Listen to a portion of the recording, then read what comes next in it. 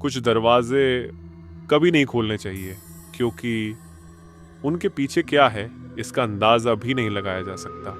ये कहानी है राहुल की, जिसने एक गलती की, एक दरवाजा खोला और फिर सब कुछ बदल गया। गांव का पुराना घर, शाम 3:30 से 2 बजे।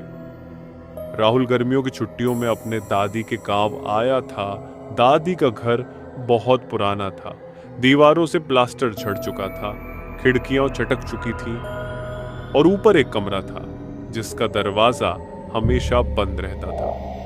दरवाजा बंद होने की आवाज भारी और गूंजदार। दादी ने कहा, बेटा, ऊपर वाले कमरे का दरवाजा कभी मत खोलना, चाहे कुछ भी सुनाई दे। रात के करीब 2 बजे राहुल की नींद खुली।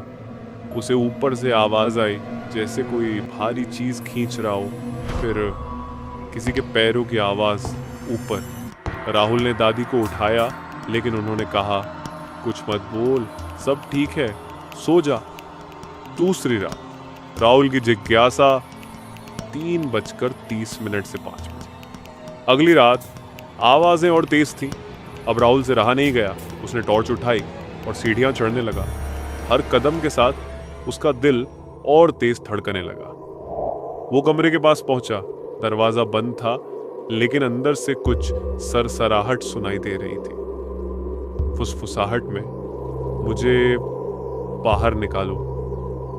राहुल ने कांपते हाथों से कुंडी खोली और दरवाजा धीरे धीरे खोला। कमरे में कुछ नहीं था, सिर्फ एक पुराना टूटा फूटा आईना।